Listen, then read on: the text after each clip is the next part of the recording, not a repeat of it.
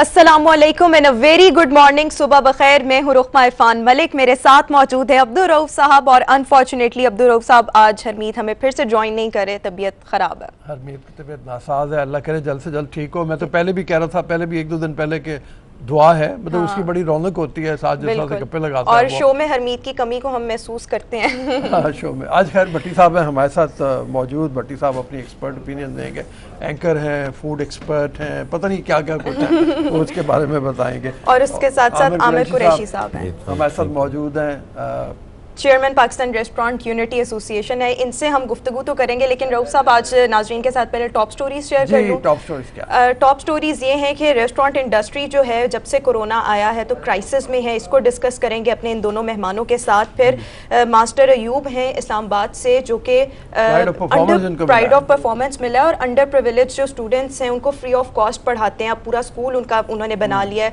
उनको हम प्रोग्राम में शामिल करेंगे। फिर हमारा म्यूजिक टाइम होगा, सिंगर होंगे फराज हमारे साथ। फिर हम किला नंदना की आपको सैर करवाएंगे। द कोरियर मूवी है उसका ट्रेलर दिखाएंगे और एंड पे पाकिस्तान पीपल्स पार्टी का जो मौजूदा सियासी मुस्तकबिल है वो क्या होगा, सुहेल वड़ाइच साहब को हम शो में शामिल करेंगे। सबसे पहले अपने दोनों मेहमानों का शुक्रिया अदा करेंगे। कोरोना वायरस के पेश नज़र रेस्टोरेंट इंडस्ट्री को बहुत ज़्यादा नुकसान पहुंचा है और हमने देखा है कि बहुत से जो रेस्टोरेंट हैं वो तो बंद हो गए हैं और काफ़ी जो मालिकान हैं वो लॉस में इस वक्त जा रहे हैं। तो सबसे पहले तो आप ये बताएं कि किस हद तक आपका बिजनेस मुतासर हुआ है? जी बिस्मिल्लाहिर्रहमानिर्रहीम। सबसे पहले जो आपने बात की है ना कि नुकसान हुआ है, मैं समझता हूँ उससे पहले निगलेक्ट हुआ है।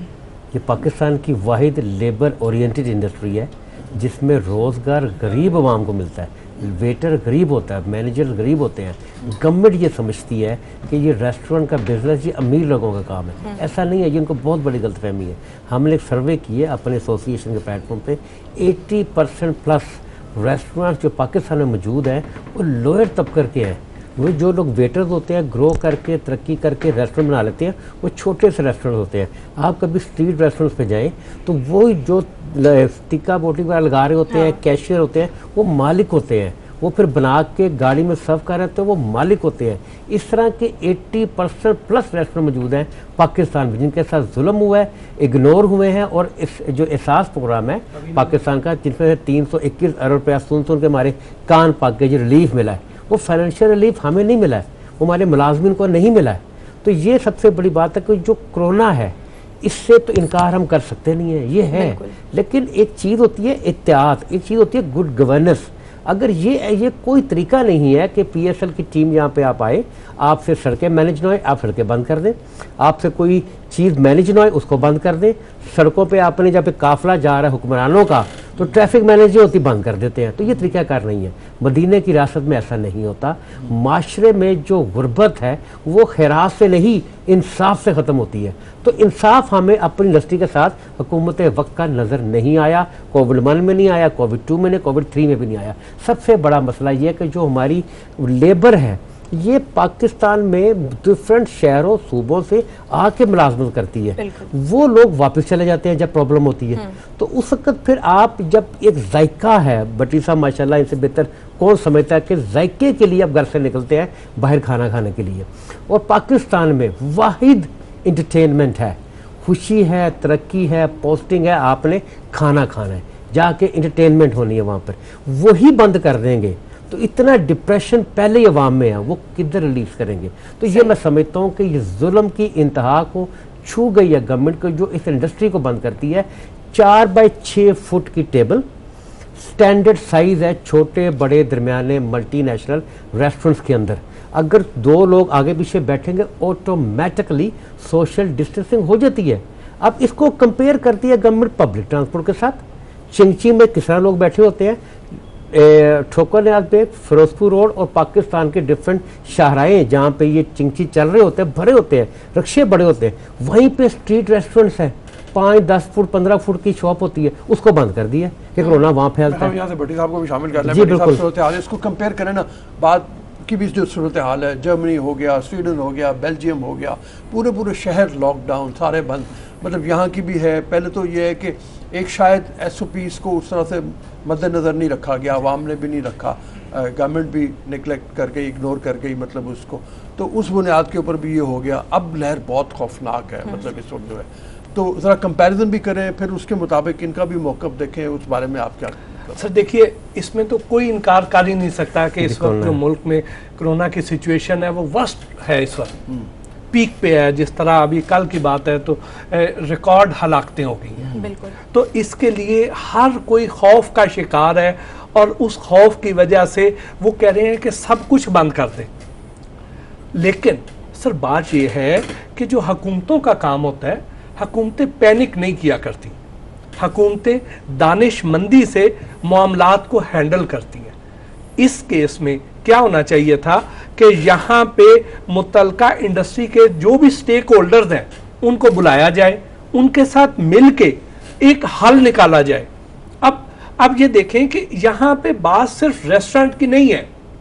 आपको याद है कि आज से 1 साल पहले जब कोरोना शुरू हुआ था तो पाकिस्तान में जो मुर्गी की कीमतें हैं वो किस हद तक गिरी थी।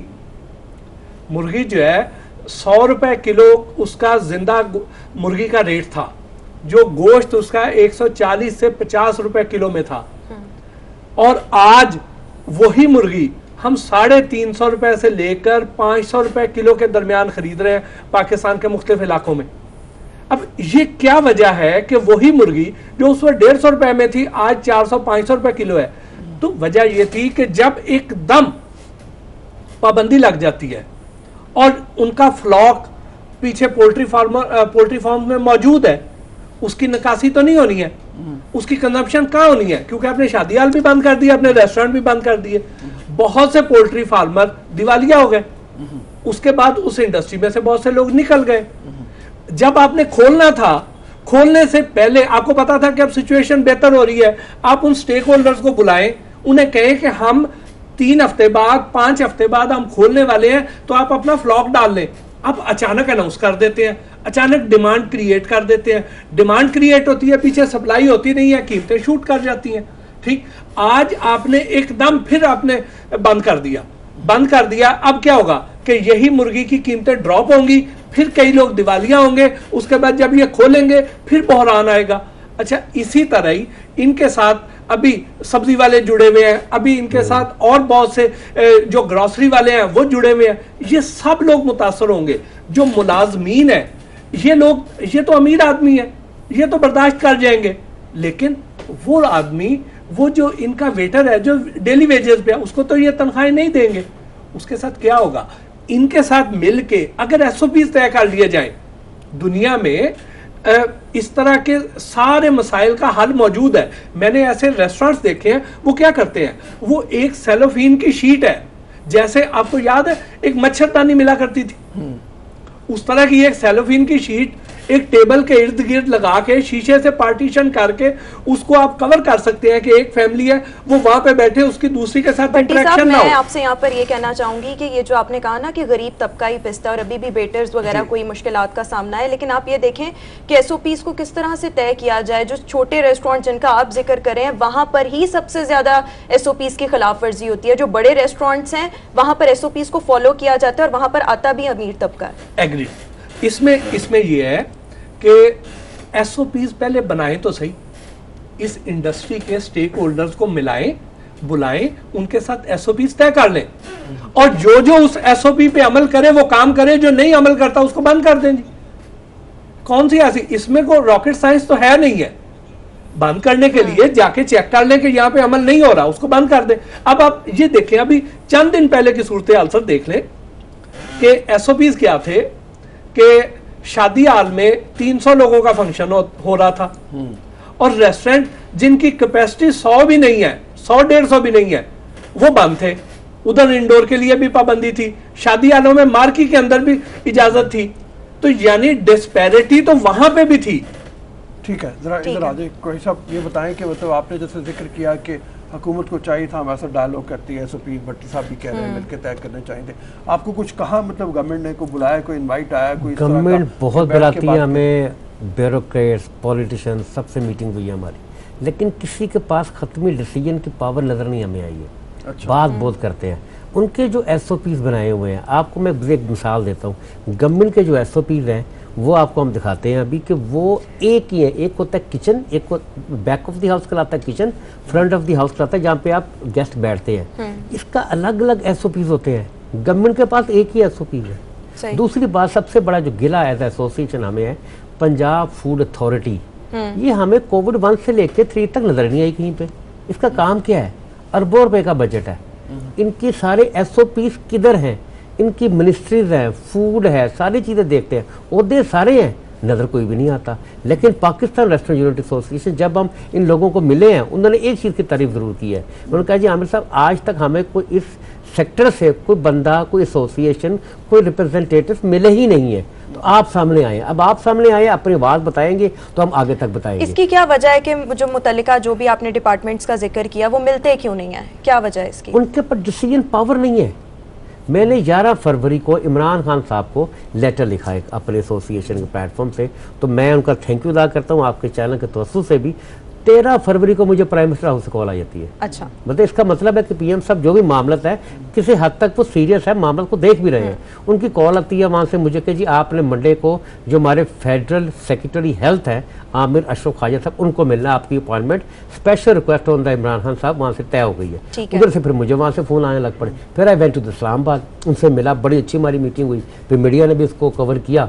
तो जो सबसे अच्छा प्लस पॉइंट ये हुआ, उन्होंने, आमिर साहब ने मुझे कहा कि जी आज से पहले हमें मिला ही कोई नहीं है सेक्टर में से, हम तो अपने तौर पे जो फैसले कर रहे हैं, तो आज के बाद आप एक गारंटी ले जाए हमारी तरफ से। NCOC के वो मेंबर भी हैं। उन्होंने कहा जी आज से मैं रेस्टोरेंट इंडस्ट्री का एक आपका नुमाइंदा बन गया हूँ, एक वोट आपके पास आ गया। तो ये एक प्लस पॉइंट है जो हुआ है। उसके अलावा एज अ एसोसिएशन जो हमारा स्लोगन क्या है, voice of employers and employees, ठीक है। हम ये कहते हैं जो SOPs है, जो बड़ी साहब ने बड़ी अच्छी बात की है, SOPs देखा ना, मसला आपका और हमारा है, यानी government versus this affected industry. हम दोनों मिल के मसला हल करेंगे या अपनी अपनी जगह बैठ के मसला हल करते रहेंगे? हम तनकीद करते रहेंगे, वो मसाइल हल करते रहेंगे। वो मसाइल हल कर ही नहीं सकते जबकि उनको पता नहीं है, यानी कि कोलैबोरेशन चाहिए। देखिए सबसे बड़ा जो मुझे आपके तवज्जुह से मैं बात करूंगा, ये बहुत तकलीफ दे बात है कि गवर्नमेंट अब जब तक सड़कों पर हम नहीं निकलते वो बात नहीं सुनती है। ये गलत है। हम देखें, हमारा सियासत से कोई ताल्लुक ही नहीं है, we are pure professional businessman, tax देते हैं। पंजाब रेवेन्यू अथॉरिटी इस लॉकडाउन से पहले जो हो रहा है 29 करोड़ 50 लाख समथिंग वो कलेक्ट करती थी मंथली। अभी एक सूबे की बता रहा हूँ मैं, चारों सूबे की मिलाएंगे तो अरबों रुपया महीने इकट्ठा करते हैं, वो भी खत्म। ये गवर्नमेंट जो समझती है ना कि टेक अवे डिलीवरी से मामले चल रहे हैं, इससे कोई बचत नहीं चल रही है, कोलैबोरेशन की जरूरत है। मेरे ख्याल में हम ब्रेक ले लेते हैं क्योंकि रेस्टोरेंट इंडस्ट्री को इसके बाद जी कोविड के पेश नज़र जो बहरान का सामना है और इस बहरान से कैसे निकला जा सकता है, कंट्रोल कैसे किया जाएगा, बात करेंगे लेकिन एक ब्रेक के बाद। Good morning public, welcome back and good morning public. Restaurant के क्राइसिस पर हम बात कर रहे हैं। आमिर कुरैशी साहब और मोहसिन भट्टी साहब हमारे साथ मौजूद हैं। आमिर साहब, आपसे ये जानना चाहूँगी, ब्रेक पर जाने से पहले आप ये कह रहे थे कि हुकूमत को चाहिए कि आपकी जो एसोसिएशन है उनको इन्वॉल्व करे, तमाम स्टेक होल्डर्स को बुलाया जाए और फिर SOPs को तय किया जाए। तो हमारे इस पब्लिक न्यूज़ के प्लेटफॉर्म से आप बताएं गवर्नमेंट को कि वो क्या SOPs होंगे जो आप उनको देंगे और वो वर्केबल भी होंगे। मैं ये समझता हूँ कि जो गवर्नमेंट के SOPs बने हुए जो हम तक पहुँचे हैं पब्लिकली, वो एक बने हुए हैं, उसमें किचन को और फ्रंट को अलग अलग नहीं किया गया है। अच्छा। तो वो मैं समझता हूँ कि किचन के अलग SOPs होने चाहिए और फ्रंट के अलग होने चाहिए। SOPs में देखें बेसिक चीज़ें हैं, आपका मास्क है वो जो हमारा पूरा स्टाफ है वो पहनता है, उसे पहनना चाहिए, हम कहते हैं हम पहनाएंगे और हम पहनाते रहे हैं। उसके बाद जो सैनिटाइजेशन है वो हमारी फ्रंट पे भी, टेबल पे भी पड़ी हुई है। बाथरूम्स को मजीद क्लीन किया है हमने, वॉशिंग फैसिलिटी की है, ईज ऑफ क्लीनिंग हैंड्स है, ये सब कुछ है। लेकिन इसके साथ साथ जो मैं ये समझता हूँ कि ये SOPs एक तरफ है, मामला कोरोना से इनकार नहीं है, बड़ी सब बता रहे हैं, लेकिन इस क्राइसिस में जो हमारी एसोसिएशन की मुलाजमिन की जो इल्तिजा, जो रिक्वेस्ट है वो है कि इनका एहसास किया जाए, इनको कुछ रिलीफ पैकेज दिया जाए मुलाजमिन को, छोटे बड़े दरमियाने रेस्टोरेंट को। गवर्नमेंट की इस तरफ बिल्कुल भी तवज्जो नहीं है। हमने बल्कि जब लास्ट टाइम रेस्टोरेंट खुले तो हमारी एसोसिएशन ने अपने पास से बिल बोर्ड लगाए फॉर पब्लिक अवेयरनेस, जिसमें हमने PM साहब की, गवर्नर साहब की, CM साहब की पिक्चर लगाई और स्लोगन बनाया हमने कि SOPs की पासदारी अब हमारी जिम्मेदारी, हम तो कहते हैं हम एसओपी की पासदारी करेंगे, करते भी रहे हैं, कर भी रहे हैं, नजर भी आएंगे इंशाल्लाह ताला, लेकिन ये जो उनके हुक्मराना फैसले हैं ना, ये बहुत तकलीफ देते हैं। बड़ी साहब यहाँ पे ये फरमाइए, जो बात हो रही है, मतलब एसओपी की भी बात हो रही है, मतलब वो जो रेस्टोरेंट बंद होने की भी बात हो रही है। एक तो पहले भी मैंने आपसे ये सवाल मतलब वो सामने उठाया था आपके, बाहर की दुनिया में भी देखें, मतलब वहाँ पे ये है कि रेस्टोरेंट्स बंद हो रहे हैं, मुस्तकिल कारोबार ख़त्म हो गए लोगों के, ऐसी कोई सूरत हाल है। अच्छा, एक तरफ सूरत हाल ये है कि कैंपेन दुनिया जहान में चल रही है, पाकिस्तान में भी चल रही है, लोगों को कि घरों में रहें, घरों से बाहर ना निकलें। इसमें रेस्टोरेंट वालों का ये है कि जी बाहर आएँ, निकलें, तो थोड़ा सा क्लैश भी हो जाता है मतलब इस बात का भी, तो उसको कैसे मतलब हैंडल किया जाए? सर ये बिल्कुल ठीक बात है। हाँ। ये बिल्कुल ठीक बात है, क्योंकि बात यह है कि जितना ज्यादा बाहर निकलेंगे उतना ज्यादा एक्सपोजर होगा, और इस सिचुएशन में तो आपको घर पे ही रहना चाहिए। ठीक है, ठीक, और उसके लिए आप होम डिलीवरी पे चल जाएं, आप घर पे कुकिंग कर लें, इसके लिए ज्यादा बेहतर ये है कि इस वक्त आइडियल जो सिचुएशन है वो तो यही है। इनका मामला मतलब हाँ, वो इनसे इंटरेस्ट मैच नहीं करता है। थोड़ा सा इख्तलाफ ये करता हूँ, थोड़ा सा sorry I am sorry to interrupt. ये भट्टी साहब की बात पूरी हो लेना, फिर उसके बाद आइडियल तो यही है, लेकिन अगर ये खोलने भी हैं तो फिर ये है कि जिन तरक्की याफ्ता ममालिक ने जिन्होंने इस पे खासी रिसर्च करके खोले भी हैं, तो उन्होंने कैसे खोले हैं?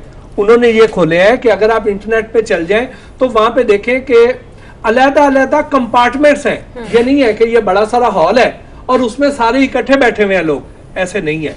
वहां पे उन्होंने ग्लास वॉल्स दे दी हैं। ठीक, उन्होंने जो स्टाफ है वो मास्क लगा के आता है, खाना ढांपा हुआ आता है, ऐसे आप उसको लेके नहीं आते हैं ताकि उसका भी कोई एहतमाल ना रह जाए। फिर अगर कोई रेस्टोरेंट में आता है तो आके उसको फौरी तौर पे पहले उसका टेम्परेचर चेक किया जाता है, उसका लॉग बनता है, और फिर वो बैठता है, और वो उसमें अच्छा खासा टेबल में डिस्टेंस भी होता है। लेकिन यहाँ पे खैर इस तरह का जब हम उस लेवल पे जाएंगे जाके, फिर किचन के एसओपीज अलग है, कोल्ड किचन के एसओपीज अलग है, हॉट किचन के अलग है, कि वहां पे जो वर्कर्स हैं उनकी आप हाइजीन कंडीशंस को पहले मेंटेन करेंगे, उनको उनके कोरोना टेस्ट सारों के करवाएंगे और रेगुलर बेसिस पे करवाएंगे। ये नहीं है कि आज अगर आपने करवा लिया और अगले दिन उसको फिर हो गया। तो ये आपको लगता है कि ये तमाम चीजें जो अभी आप मेंशन कर रहे हैं ये वर्केबल है पाकिस्तान में? अगर इस पे अमल दरामद करें तो फिर ये करना चाहिए। अगर अमल दरामद नहीं करते हैं तो फिर उसके बाद तो फिर इसका डर रहेगा।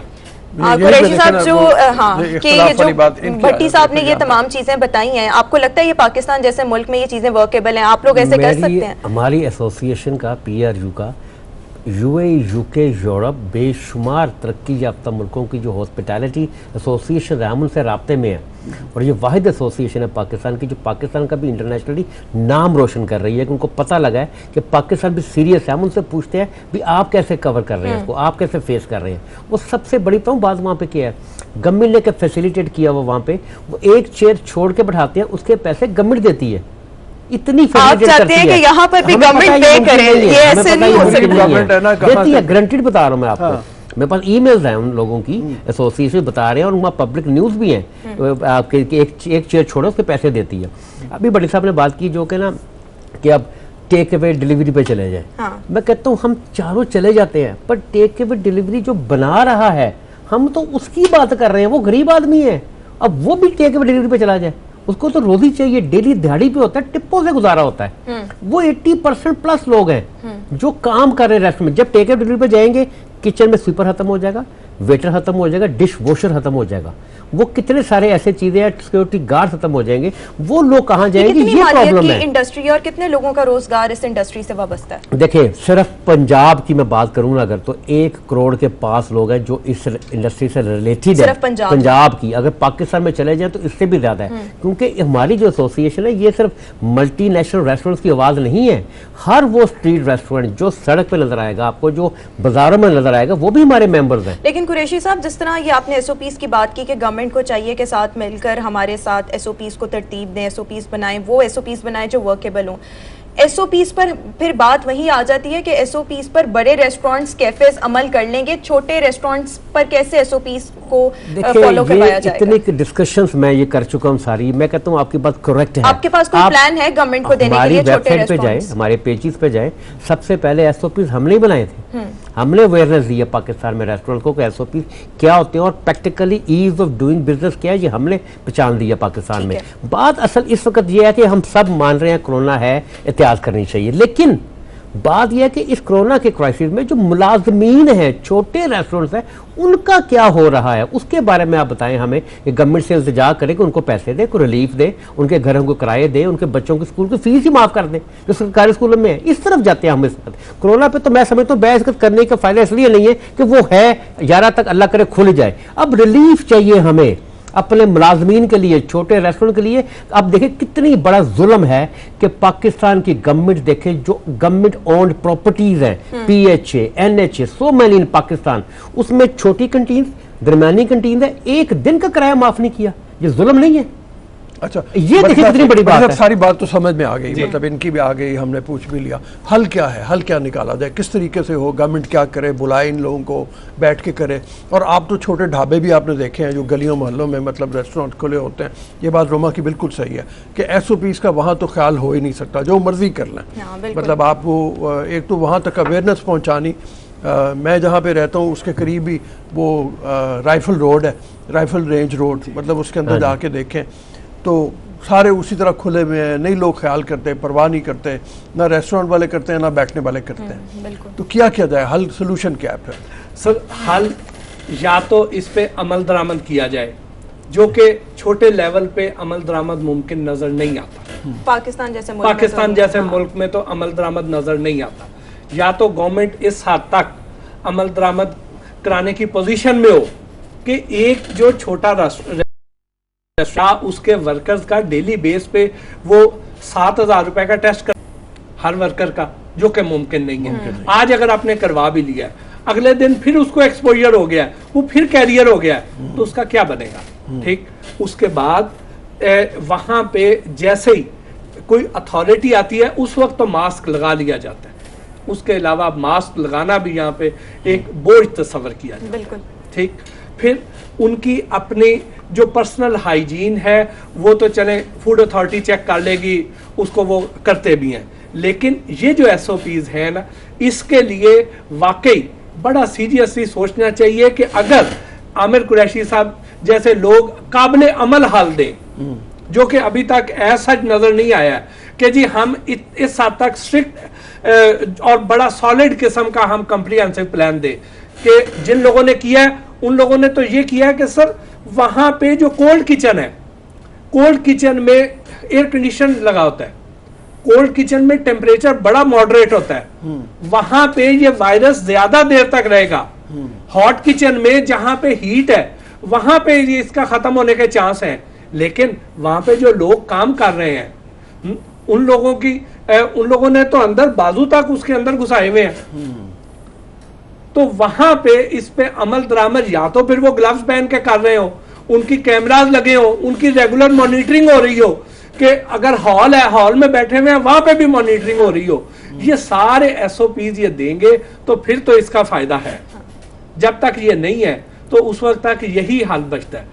तो उसके लिए फिर यह है कि इस इंडस्ट्री को कोई इंटरिम रिलीफ दे दिया जाए। असल बात भी यही है, अगर इनको कोई इंटरिम रिलीफ दे दिया जाए, इनको कोई रिटेनरशिप दे दी जाए, उस गरीब आदमी को जो करोड़ों लोग यहाँ पे बेरोजगार हो रहे हैं, बिल्कुल उनके लिए कोई सोच दिया जाए कि SOPs वो दें जो वर्केबल हों, लेकिन जो ये SOPs बता रहे हैं भट्टी साहब वो तमाम पाकिस्तान में वर्केबल नहीं हो सकते। आप किस किस्म का कुरैशी साहब रिलीफ चाहते हैं गवर्नमेंट से? हम ये चाहते हैं कि जो हमारा गरीब तबका है जिसकी बेसिक तनख्वाह 17,500 रुपये गवर्नमेंट के पाकिस्तान के लॉ के मुताबिक जब ट्रिप्स पे चलते हैं, उनको पैकेज दिया जाए। उनके बच्चे स्कूलों में पढ़ते, फ्यूचर तो खराब ना करें उनका, वो हल है, ये हल है, ये हाल है कि कोरोना तो बंद है, ठीक है बंद है, अब उनको रिलीफ दे, कोरोना रिलीफ दे। एहसास प्रोग्राम 321 अरब रुपए का एहसास प्रोग्राम आया था, 1% एहसास इंडस्ट्री को नजर नहीं आया हमें, और ना ही फाइनेंशियल रिलीफ मिला। तो इंशाल्लाह ताला हमारी एसोसिएशन का सबसे बड़ा टारगेट क्या है, सबसे बड़ा टारगेट क्या है? हमारे पास वक्त बहुत मुख्तसर है। आपका बहुत शुक्रिया आमिर कुरैशी साहब, आपने हमें ज्वाइन किया। मोहसिन भट्टी साहब आपका भी बहुत शुक्रिया। रऊफ साहब, बात यहाँ पर ही आके खत्म होती है कि यहाँ तो SOPs वो दिए जाएं जो वर्केबल हो, वरना फिर गवर्नमेंट जो है वो रेस्टोरेंट एसोसिएशन के साथ बैठ के जो तमाम तर मामलात है वो तय कर ले, पॉलिसी बना ले, रिलीफ के बारे में भी हो जाए। ठीक है, अभी हम एक ब्रेक की तरफ जाते हैं, एक ब्रेक के बाद दोबारा हाजिर होंगे। Good morning public.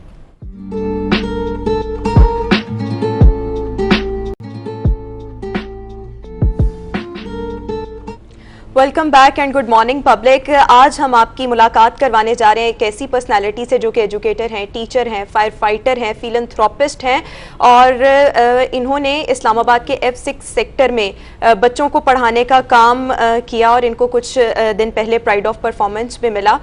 F6 Islamabad का सेक्टर है, वहाँ पर इन्होंने 4 बच्चों को पढ़ाना शुरू किया और अब 200 बच्चों की तादाद तक ये स्कूल जा पहुँचा है। मास्टर अयूब हमारे साथ मौजूद हैं। जी, बड़ा फ़ख्र है पाकिस्तान का, मतलब इस लिहाज से कि एक ऐसे शोबे में इन्होंने काम करने का बीड़ा उठाया कि जो बड़ा निगलेक्टेड, वैसे भी अदरवाइज देखा जाए तो निगलेक्टेड होता है। हाँ। और ख़ास तौर पे जैसे दुनिया जहान की रिपोर्ट्स हमें पाकिस्तान के बारे में बताती हैं कि जो गरीब तबका है वो ना सिर्फ ये तो तालीम से महरूम रह जाता है, बल्कि ये है कि उनकी नशो नुमा, ज़हनी नशो नुमा में भी कमी रह जाती है मुख्तलिफ वजूहात की बुनियाद के ऊपर।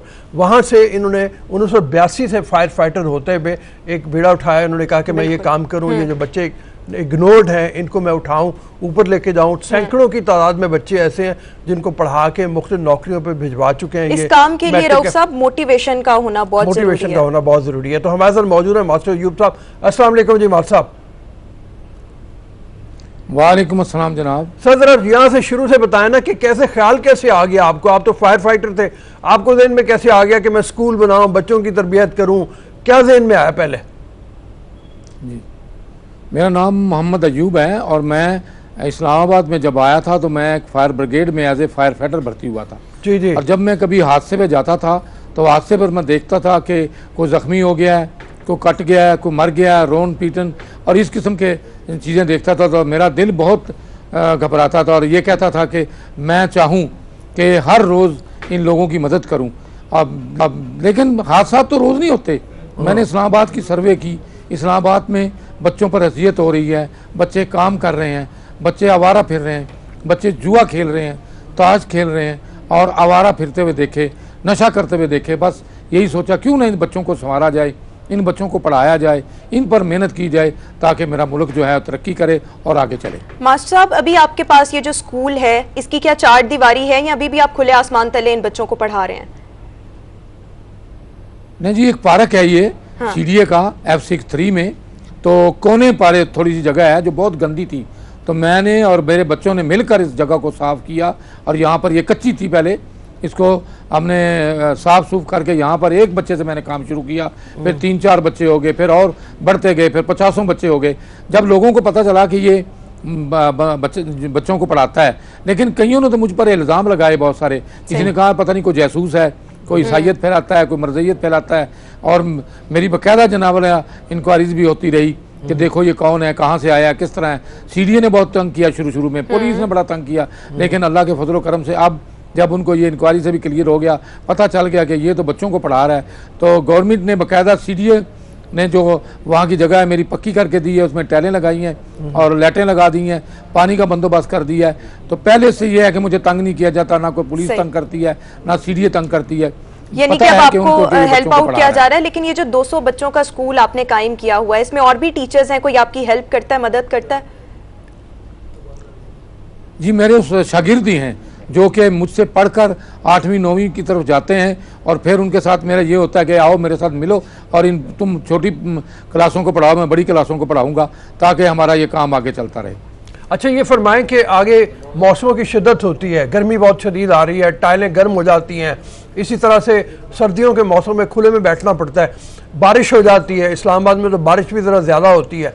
इनसे निपटने के लिए क्या हल है? कोई आप कहते हैं गवर्नमेंट को कि ऊपर सर पे कोई छत बन जाए, कोई साया बन जाए? जी देखें जी, गर्मी भी है और सर्दी भी है। हमारे पास एक फोम की शीटें हैं, किसी साहब ने हमें दी थी, और जो दरख्त लगे हुए हैं उन दरख्तों के नीचे उन सायों में जब गर्मी होती है बैठते हैं, फोम की सीटों पर बच्चे बैठ जाते हैं।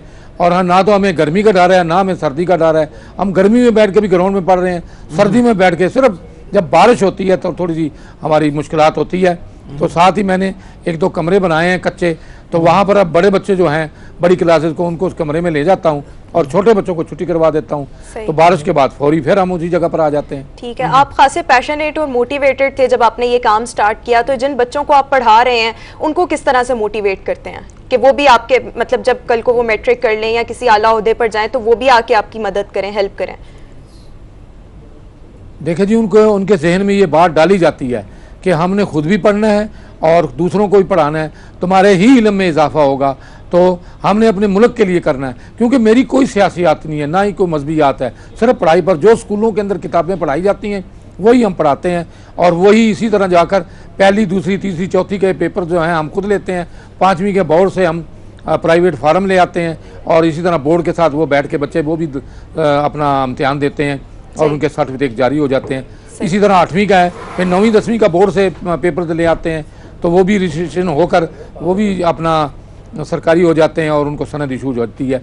और इस तरह मेरे बच्चे फिर आगे कॉलेजों में, फिर बहुत सारे बच्चे यूनिवर्सिटियों में गए हैं, बहुत से बच्चे जो इस वक्त सरकारी सर्विसों में काम कर रहे हैं, आर्मी में हैं, पुलिस में हैं, यहाँ के जो अस्पताल हैं, कई नर्सिज जो हैं वो अपना काम कर रही हैं। यानी कि और इसी तरह जबरदस्त बच्चों के करियर के पीछे आपका काफी हाथ है, वरना अगर आप ना पढ़ाते तो वो बच्चे आज किसी भी मकाम पर ना होते। मास्टर साहब, इस्लामाबाद जो शहर है यहाँ पर ज्यादातर अमीर लोग रहते हैं, आप जिन बच्चों को पढ़ाते हैं उनका सोशो इकोनॉमिक स्टेटस क्या है? गरीब घरों से है, ज्यादा गरीब घरों से हैं। देखिए जी, वो VIP लोग हैं सारे, वहाँ पर कोई secretary, joint secretary, deputy secretary और बड़े बहुत सारे लोग ऐसे हैं। लेकिन मेरे आमने सामने जो लोग हैं वो बहुत अच्छे लोग हैं, और मुझसे मिलना, बैठना, उठना, किसी चीज़ की ज़रूरत पड़ जाए, मुझे पानी की, बर्तनों की, या कोई ऐसा मसला बन जाए तो मेरी बड़ी हेल्प करते हैं, मुझे बहुत अप्रिशिएट करते हैं। बाकी रहा कि इमदाद के लिए कोई रेगुलर नहीं है, कोई आ गया, किसी ने कापियाँ दे दी, पेंसिलें दे दी, और मैं उनका शुक्रगुजार हूँ कि मेरे साथ, क्योंकि पहले मैं खुद रद्दी कागज़ लेके आया करता था, जो एक तरफ से लिखे होते थे और एक तरफ से सफ़ेद होते थे, हम उनकी कापियाँ बना लेते थे, उस पर काम करते थे। लेकिन अल्लाह का बड़ा शुक्र है कि कोई ना कोई अगर दे जाता है। मां साहब ये बताएं कि बच्चों को किताबें, ये इनकी कॉपियाँ, पेंसिलें, पेन, ये भी आप लोग खुद प्रोवाइड करते हैं? देखिए जी, मेरे पास 2 किस्म के इस वक्त बच्चे हैं, क्योंकि कुछ बच्चे तो वो हैं वो काम करने वाले, मजदूरी करने वाले, या कहीं भी नहीं पढ़ते वो बच्चे, और दूसरे जो स्कूलों के बच्चे भी आ जाते हैं, वो ट्यूशन मांगते हैं, लेकिन मैं तो उनको ट्यूशन भी पढ़ाता हूँ, कोई लेना देना नहीं है, तो मिला के उनको बैठता हूँ। जो नहायत गरीब बच्चे होते हैं उनके लिए मैं कोशिश करता हूँ, अपनी तनख्वाह का 3रा हिस्सा करता था, एक हिस्सा इन बच्चों पे लगाता था, एक हिस्सा अपने अपनी तनख्वाह का आप जो 3रा हिस्सा है वो इन बच्चों पर खर्च करते हैं। बड़ा जबरदस्त रऊफ साहब ये काम कर रहे हैं, और मेरे फॉलोअर्स हमें भी देख रहे हैं, उनको भी मास्टर साहब से मोटिवेशन लेनी चाहिए, आगे बढ़कर मदद करनी चाहिए, और मेरे ख्याल में हम सबको इंडिविजुअल कैपेसिटी में भी कुछ ना कुछ ऐसा करना चाहिए जिससे इंसानियत की, ह्यूमैनिटी की मदद की जा सके। अभी हमें प्रोग्राम में एक ब्रेक शामिल करनी है, एक ब्रेक के बाद दोबारा हाजिर होंगे। Good morning public.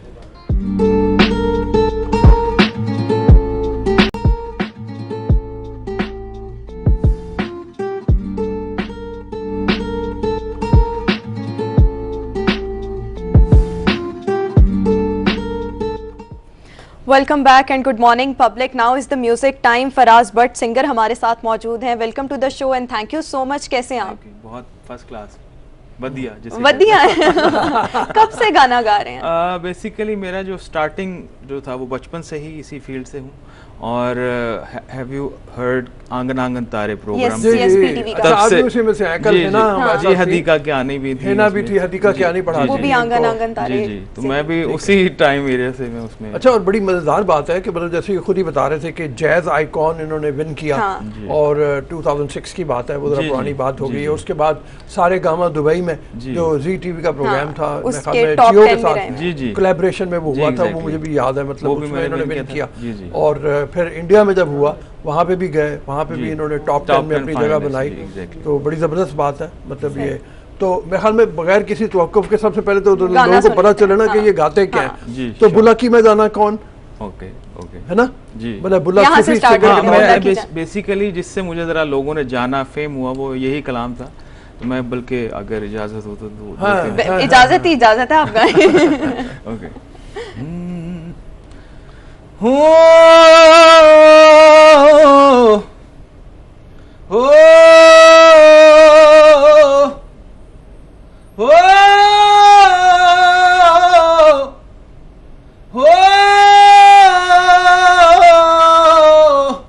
बुल्ला की जाना मैं कौन, बुल्ला की जाना मैं कौन, ना मैं मोमन विच मसीता, ना मैं विच कुफर दियां रीतां, ना मैं पाकां विच पलीतां, ना मैं अंदर वैद किताबा, ना मैं रहिंदा भंग शराबा, ना मैं रहिंदा मस्त खराबा, ना मैं शादी नाकम ना की, ना मैं विच पली दीपा की, ना मैं अभी ना मैं आका की, और ना मैं आतश ना मैं पौड़,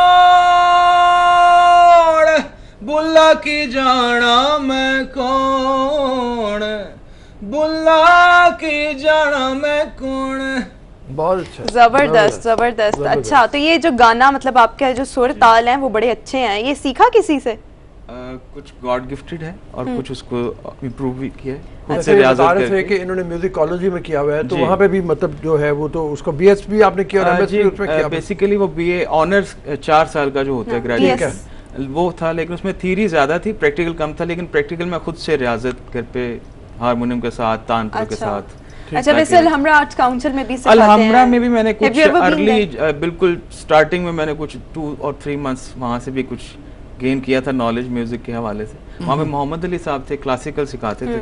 अच्छा, तो तुम ताना नाना तराना की जो लिरिक्स होते हैं उस तरह के क्लासिकल ख्याल गायकी। ठीक है। फिर ज़्यादा जब मैं इंडिया में रहा हूँ तकरीबन 1 साल के करीब, तो वहाँ से मैंने क्लासिकल की ट्रेनिंग हासिल की। अच्छा, इंडिया से आपने क्लासिकल सीखा? जी, क्लासिकल वहाँ- सीखना वहाँ- बहुत एक क्लासिकल मुश्किल तो है। एक ही है। जी, हाँ। ऑब्वियसली उसमें थोड़ा सा जो राग की किस तरह से बढ़त होती है, किस तरह से ख्याल गायकी होती है, लेकिन ऑब्वियसली थोड़ा सा अभी उसमें इम्प्लीमेंट मैंने नहीं भी किया। अभी मेरा जो काम है, जो मेरा म्यूजिक है, उसमें भी थोड़ा सा सेमी क्लासिकल ही है, क्योंकि अभी बहुत ज़्यादा I think pure classical music को करने के लिए मुझे बहुत ज्यादा अभी रियाजत की जरूरत है। मैं अभी वही उस तरह से क्लासिकल कहते हैं बहुत मुश्किल जी, है, exactly. सब चीजों में सबसे ज्यादा मेरे मुश्किल जो classical ही है। मेंटोर जिनको मैं सोचता हूँ आइडल, वो उस्ताद सलामत अली खान साहब हैं या नुसरत फतेह अली खान साहब, तो उनको मैं जब सोचता हूँ तो वैसा भी मेरी गायकी में नहीं है, लेकिन मेरी कोशिश है कि मैं काश कभी वैसा भी सुर लगा सकूं। सही। आपने बहुत सारे कवर सॉन्ग्स भी गाए हैं। जी एग्जैक्टली। किससे शोहरत मिली?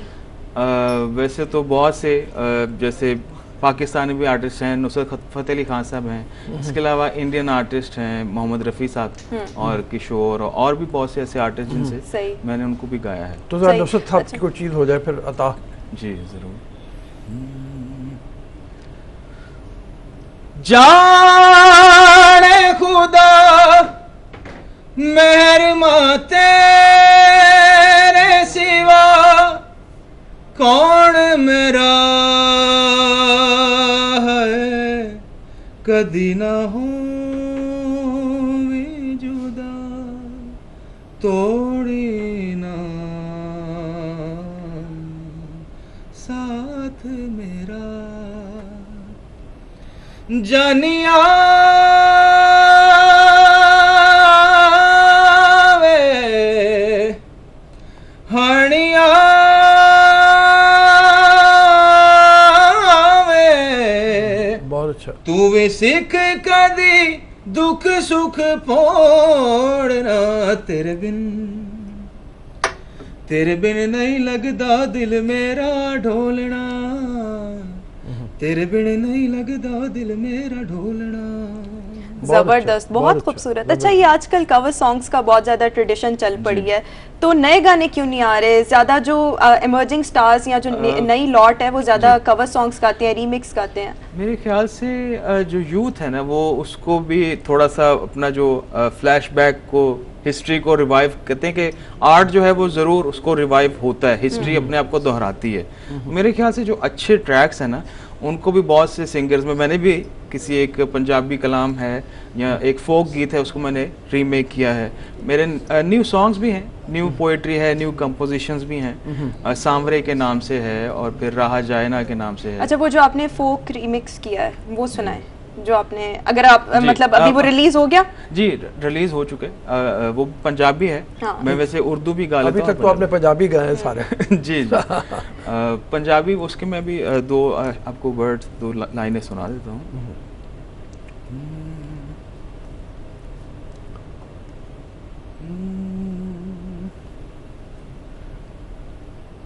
मैं तेरे कुर्बान वे वेड़े आवड़ मेरे, मैं तेरे कुर्बान वे वेड़े आवड़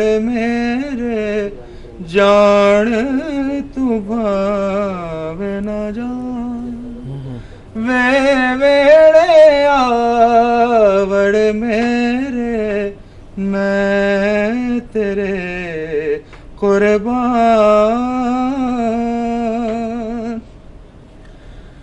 रांझे जिया मैनू होर न कोई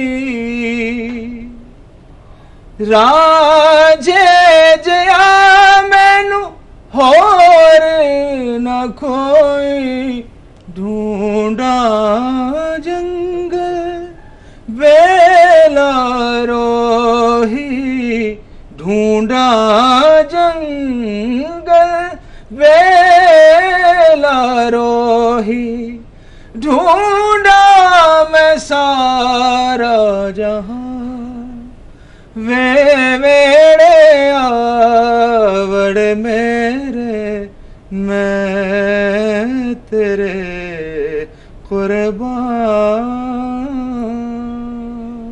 जबरदस्त, बहुत जबरदस्त। अच्छा, हमें ये भी खबर मिली है कि राहत फतेह अली खान का लगी तुमसे मन की लगन, वो आप बड़ा अच्छा गाते हैं। जी हाँ, ऑब्वियसली जब लाइव शोज होते हैं तो ऑडियंस कोई भी रिक्वेस्ट करती है तो फिर वो ऑब्वियसली गाना पड़ता है। गाना पड़ता है और बहुत से ऐसे ट्रैक्स हैं जो कि मैं अपनी कह लें कि आउट ऑफ द ट्रैक जाके, जैसे मैडम नूर जहाँ को गाना या रेशमा जी को गाना या आबदा जी को गाना। सबसे ज़्यादा मुश्किल गाना कौन सा मतलब लगता है, किसको गाना ज़्यादा? सबसे ज़्यादा मुश्किल ये मेरे ख्याल से जब आप उस फील्ड में होते हैं ना, जब आर्टिस्ट उस फील्ड में होता है तो मुझे नहीं लगता कि वो उसके लिए मुश्किल होता है। तब आप ये कह रहे हो ना, देखने वाले को, ऑडियंस को फील होता है कि ये बहुत मुश्किल है। अगर तो वो जैसे आप कह रहे हो ना कि 1 साल की क्लासिकल गायकी, उससे पहले भी मतलब ये है, तो फिर शायद मुश्किल ना लगता हो। जी, आई थिंक वो स्किल्स जब डोमिनेंट हो जाती है ना, आप उसको स्किल्स पे पूरी ग्रिप कर लेते हैं तो फिर आपको कोई भी चीज मुश्किल नहीं लगती। लेकिन फिर भी जैसे मतलब मैडम नूरिया के बारे में भी है कि बात गाने वो कहती नहीं ये बहुत मुश्किल है। सागर रोए लहरे शोर मचाए, याद पिया किया है, मेरे ख्याल में एक मुश्किल तरीन गाना है। ऑब्वियसली मैडम के कुछ ऐसे ट्रैक्स हैं जो कि मुश्किल हैं। रात फैली है, तेरे सुरमई आंचल की तरह, और भी मेहदी हसन खान साहब की गायकी में भी कुछ एलिमेंट्स हैं जो कि थोड़े से उसमें वो लगाना पड़ता है, ध्यान जिसे कहते हैं ना क्लासिकल मौसीकी में, उसको कि आप उसमें रूह अपनी लगाएं अपना। बल्कि मैं इंडिया जब रहा था तो तब वो कहते थे कि जी आपके गले में भगवान बोलते हैं। अच्छा। आर्टिस्टों को कहते हैं, सिंगर्स को कहते हैं कि अजी आपके गले में तो सुर है और भगवान है। वो लोग उस तरह से उसकी जो भी पूजा प्रस्तिश करते हैं, लेकिन हमारे चूंकि उस तरह से नहीं सोचा जाता, हमारा एक कुछ और विजन है। लेकिन जो सुर की रियाजत है, प्रैक्टिस, आप जब उसको ज्यादा कर लेते हैं तो वो फिर उसमें एक चाशनी और ऐसा एक वो अट्रैक्शन पैदा हो जाती है कि जब आप कोई भी सुर लगाते हैं, या चाहे वो रोमांसिज्म की तरफ हो, चाहे वो सूफीज़म की तरफ हो, तो उसमें वो फील आ जाती है। थोड़ा सा मैं हमें वो जो राहत वाला ना वो अगले चंक के लिए बचा रखेंगे। लागी तुमसे मन की लगन वो बाद में सुनेंगे, लेकिन अगर वो याद है एक आध बोल उसका हो जाए, रात फैली है तेरे सुरमई आंचल की तरह, नूरदा का है लेकिन बहुत खूबसूरत गजल है और मुश्किल है। जी, इजाजत है जी? हाँ, इजाजत है। रात फैली है तेरे सुरमई आंचल की तरह, रात फैली है तेरे सुरमई आंचल की तरह, चांद निकला है तुझे ढूंढने पागल की तरह, रात फैली है। अब इसमें वोकल को कंट्रोल रख के गाना पड़ता है, वरना बिल्कुल आजाद गायकी भी है। मैं मोस्टली प्रेफर करता हूँ आजाद गायकी को, जिसमें खुले सुर लगे। पंजाबी जो पंजाब, अभी वो क्यों नहीं किया? क्योंकि इसमें मैं अगर वो खुला सुर लगाऊंगा तो वो ऑब्वियसली वो अच्छा नहीं लगेगा कानों को ना। वो रात फैली वो ना खा करके लगेगा। अच्छा फराज, मैं आपसे यहाँ पर ये पूछना चाहूंगी कि आप इंडिया भी गए और वहाँ पर सारे गामा पाम में आपने पार्टिसिपेट भी किया, टॉप 10 उनके फाइनलिस्ट में से आप हैं।